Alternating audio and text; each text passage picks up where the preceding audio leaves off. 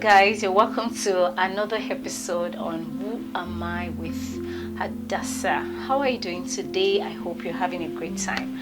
Alright, quickly, the last time I shared with us the sanguine temperaments, their strengths and weaknesses, and I also quickly shared the attributes of the choleric temperament, promising that the next episode I'll be sharing with us the strengths and the weaknesses of the choleric temperament. Alright, but before I go into that, let me quickly refresh your mind on what the choleric temperament is. I mentioned that the choleric temperaments are this kind of people who are strict and no-nonsense people. The choleric is a go-getter, the choleric is disciplined, the choleric is a no-nonsense person.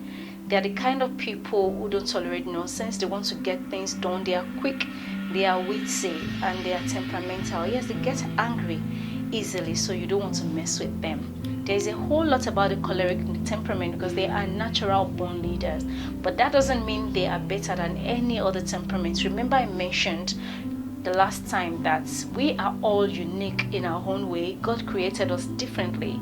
He's a God of diversity, and that is the spice of life, and so there is no temperament that is superior to another. Neither is there any temperament that is inferior to another. We are all wonderful and we are all uniquely created. Like in the book, in my Bible as a Christian, the Bible made me understand that we all are fearfully and wonderfully made.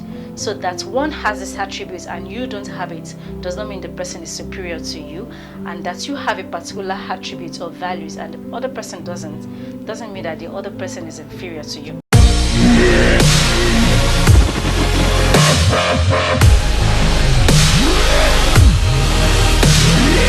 So now quickly let's dive into the strengths and the weaknesses of the choleric temperament. Number one strength of the choleric temperament is that they are disciplined. Oh my God. You know what it means to be disciplined? It means you are focused, goal-oriented. That is the choleric temperament for you. They ensure that they put in their best. They are sacrificial to get whatever it is they set their mind on. And they are so disciplined that no matter what challenges they may come before them in life, they ensure that they use it as stepping stones to get whatever it is they want to get done. Unlike some other people or some other temperaments, when they see challenges as discouraging and it makes them have a kind of setback. No.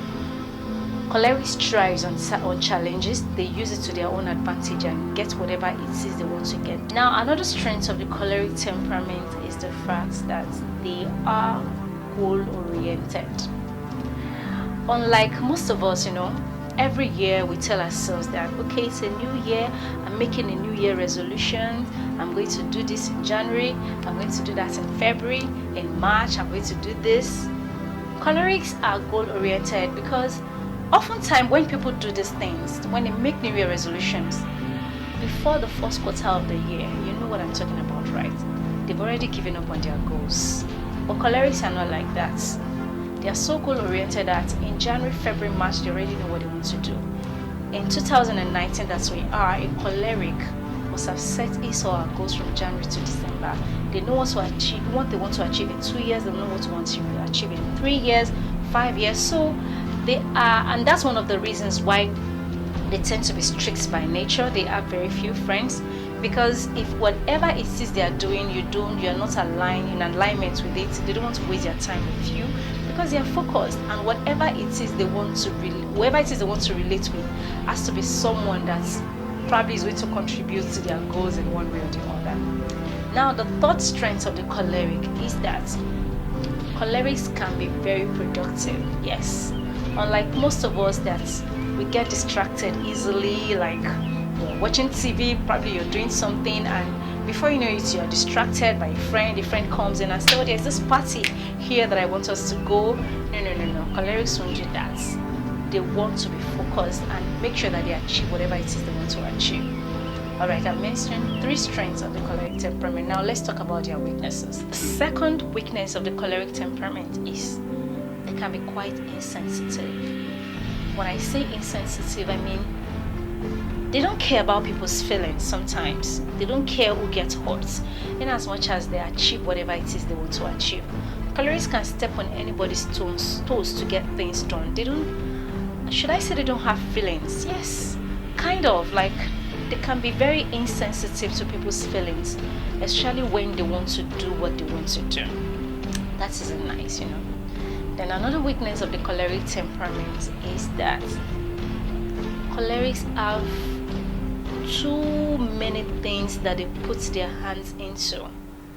And oftentimes, you know, they are actually supposed to be productive, but it can make them less productive because, you know, trying to do a whole lot of things at the same time can make you less productive. But if you can be more patient and try to take it one step at a time, it's going to help them. And because of this, you know, they become kind of temperamental. They get angry quickly, easily, you know. It happens to people sometimes when you're trying to do this, and it seems like nothing is working. You can lose it and start becoming furious, and it is the people around you that will suffer for it. So that is it with the choleric temperament. When they are unable to do things that they are supposed to do, they tend to get mad at everybody around them, you know, like it is their fault. And because of that, they lose their anger, and they let loose of their anger. And that is why oftentimes most choleric, as they age, they tend to be hypertensive, which is really not very good, because, you know, they get mad easily. You know, things irritate them. They are irritable.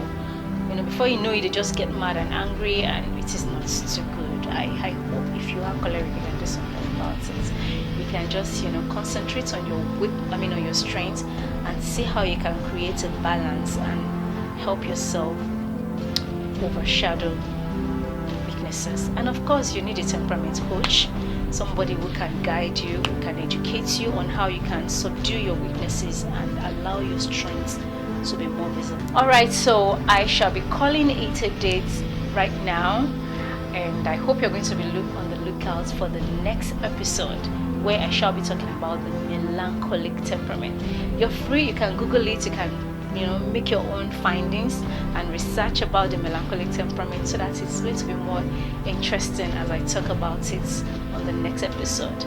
So while you wait for the next episode, don't forget to like, to comment, and subscribe to our YouTube channel. It's going to be displayed on the screen. I'm sure you're seeing it right now. So till then, have fun and take good care of yourself. Bye.